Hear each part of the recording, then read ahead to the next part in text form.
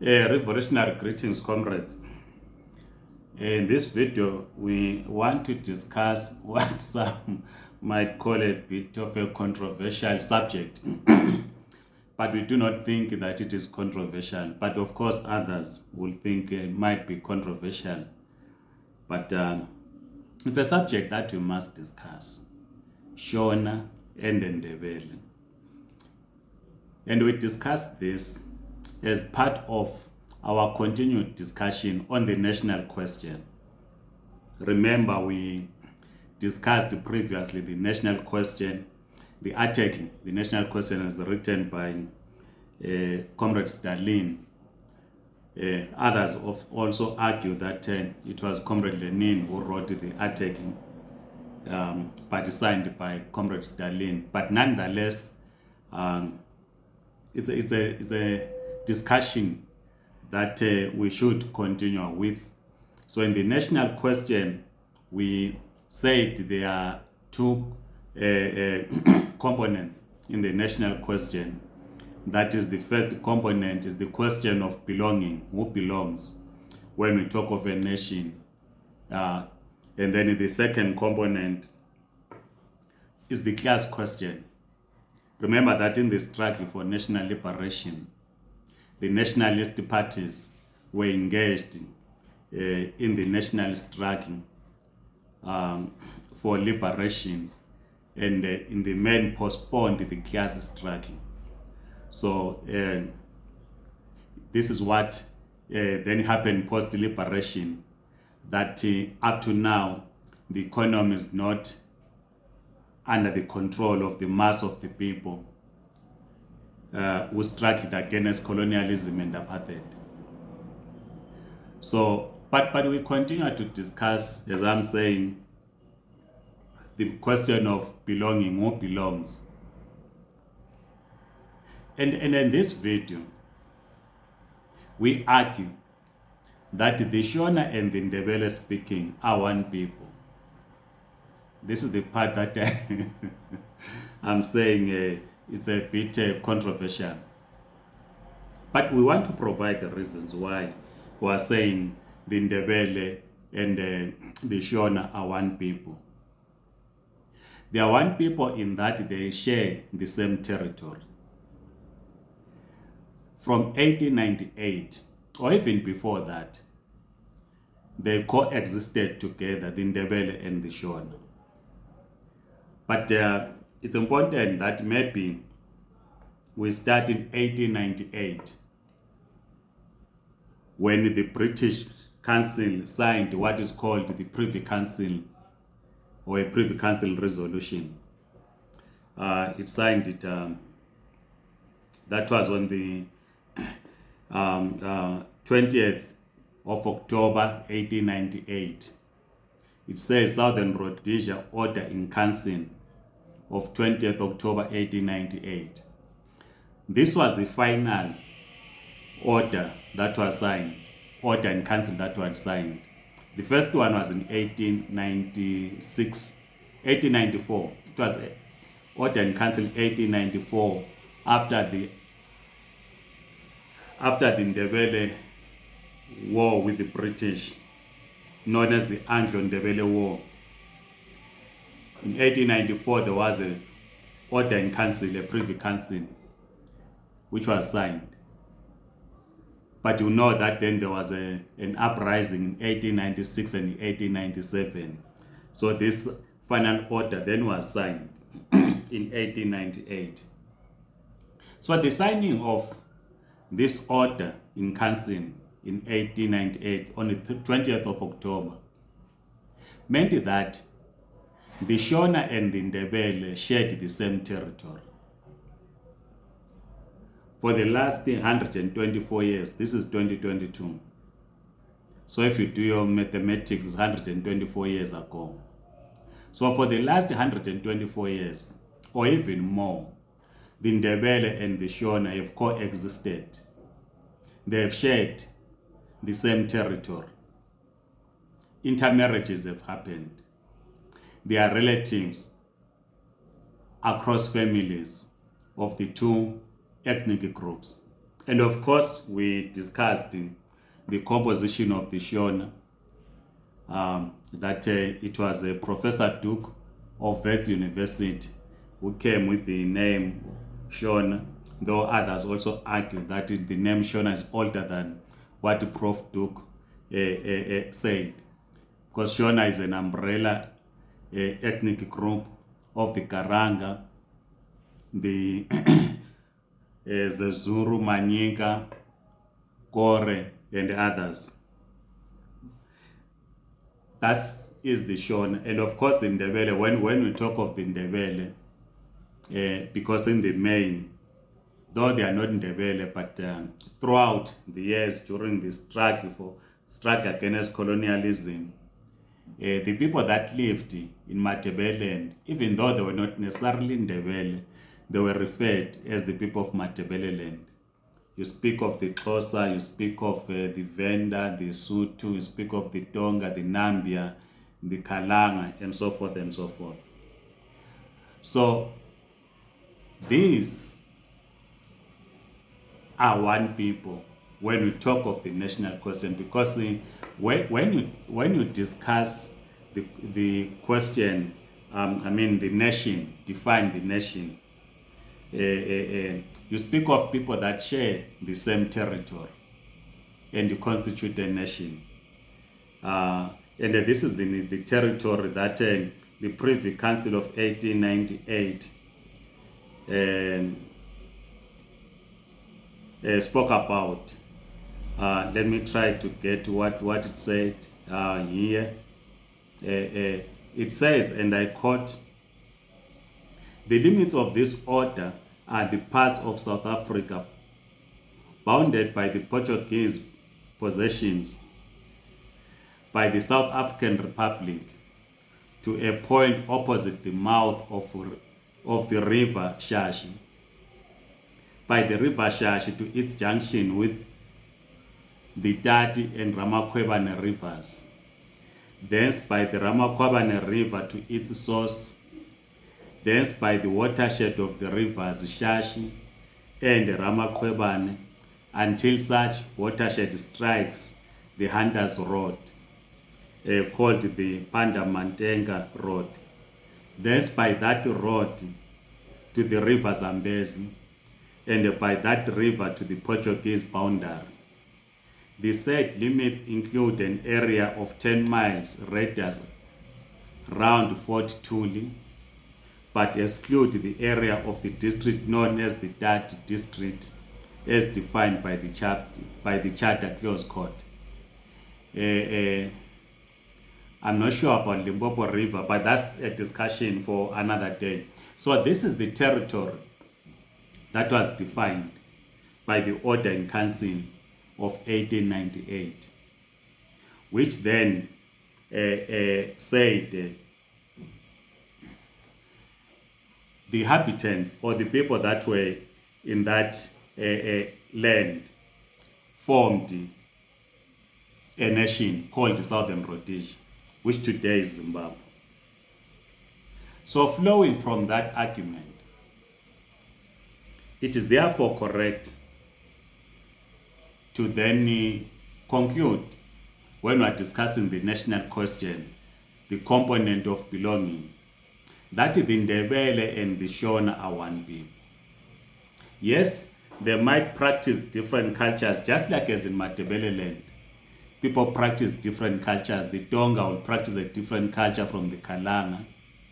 The Venda will practice a different culture from the Ndebele. It is normal. This is why we celebrate our diversity. But in terms of nationhood, when we talk of nationhood, the nation of Zimbabwe, the Ndebele and the Shona are one people. And of course, others will argue and say, no, we are not one people with the Shona, or no, we are not one people with the Ndebele. But it's a reality that we are one people. And this is reflected in the election outcomes over the years, where Zimbabwe from 1980 has been a two-party system up to this day. The people of Ndebele land would vote either for ZANU-PF or for the MDC in its various formations. We will not talk about Triple C now. They say it's a new baby, so it's a discussion for another day. The people of Shona land will vote for either ZANU-PF or the MDC in its various formations. So the voting pattern is the same in terms of voting preferences, is the same. It's either ZANU-PF or the MDC. In 2023, it's going to be either ZANU-PF or Triple C across the country. Notwithstanding what comrades in Manicaland are raising about marginalization, but the election outcome reflects these realities. Notwithstanding what Tora's activists will say, but the election outcome reflects this reality. That in Ndebele land, they will either vote for ZANU-PF or Triple C in 2023. In Shona land, they will either vote for ZANU-PF or Triple C in 2023. So the preferences are the same.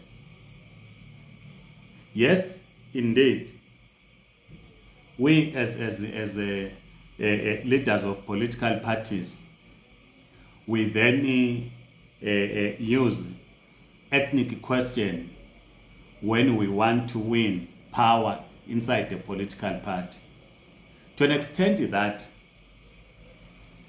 there's an unwritten rule which is propagated by the political elite or the political leadership that says for one to be head of state, one must come from Shona land or one must be Shona speaking. This is not correct. Every Zimbabwean has a right to contest for the presidents. I have a right myself to contest for the presidents of Zimbabwe and be elected and become head of state and government. That right I have. And at some point I will exercise that right and contest the presidents. Because the presidents is not for a particular tribe, but it is available to every person who is Zimbabwean who meets the qualifications and set out in the constitution for one to be a head of state. But the point that we are making is that as political leaders, we use the tribe to win an election inside the party. You will say, no, you cannot have a secretary for administration in ZANU-PF coming from another tribe. It should be this tribe. It is wrong. Say, no, you can't have a treasurer general in Triple C who's from this tribe. It should be this tribe. It is wrong. Every person has a right to contest for political office. But the point, of course, as I move to conclusion, is that the people of Ndebele land and the people of Shona land are one people. They share the same territory called Zimbabwe. The Ndebele speaking and the Shona speaking are one people. They have shared the territory for over 124 years. They are relatives across. I know as you are watching this video, probably shaking your head, you might then remember that maybe your brother, your cousin, your sister is married across tribe. You might realize that, by the way, my niece or my nephew is of Ndebele origin or is of Shona origin. This is a lived reality. So indeed, we are one people. So as one people, therefore, It therefore means that we need to work together in unity. When Comrade Samora Machel said for the nation to live, a tribe must die, in our context, because of Kukurawundi and our dark past, some comrades then interpret that if we bring the Samora Machel philosophy of saying the tribe, for a nation to live, the tribe must die, we are therefore saying the Ndebele tribe must die. Not at all. But we are saying we need to appreciate and accept that when we are discussing the national question, the question of belonging, the Ndebele and the Shona have the same rights because we are all Zimbabweans. Yes, I know that some will say, no, we are not Zimbabweans. But the reality is that the passport, the ID, the birth certificate that you are currently carrying says you are a Zimbabwean. Some years ago, one comrade whom I will not mention said, Comrade Mabena, we are going to get to Mtwaga's birth certificate. Unfortunately, the comrade passed on. Is now over 15 years. I'm still waiting for that birth certificate. And I'm not saying anything about the Mtwaga's restoration, but to underline that the Ndebele and the Shona, we are one. Yes, we occupy inside the nation Zimbabwe, inside the territory. We then occupy different districts. It's a reality that in Umzingwane district, my home district, which is in the national ID is 19, 19. It is inhabited by the Ndebele speaking. It's a reality. It's a reality that in Gutu district, it is inhabited by the Shona speaking, who are of Karanga origin. It's a reality. And none of us are calling for the Ndebele and Mzingwane to move and be given land in Gutu. No. Neither are we saying those in Gutu should move to Umzingwane and be given land. No. They are okay where they are in Gutu. We are okay where we are in Umzingwane, but we are one people as a nation. So we are confronted with any national problems. So once we accept that we are one, we then must come together and begin to say, how do we resolve the national question in Zimbabwe? In the next video, we will then discuss and define what is the national question outside, because we have dealt with the part of national belonging, or the question of belonging. That's the component on belonging. I think we have done the component on a class question.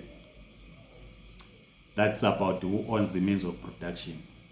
But what is the immediate question? What is the immediate national question in Zimbabwe today that needs all of us to resolve it? If all of us, we are Zimbabweans, Shona and Ndebele, and all other ethnic groups, will then agree that the majority of us do not own the means of production, what then is the national question of the day in Zimbabwe that requires us, Shona and Ndebele, to resolve it together? Please share your views in the comment section.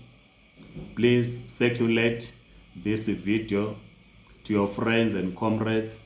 Others these days, they are calling themselves changing champion to your champions, and the others. Please subscribe to this YouTube channel.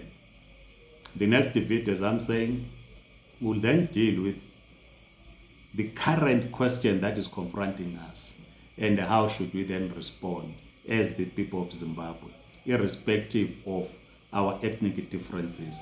Otherwise, amandla, comrades.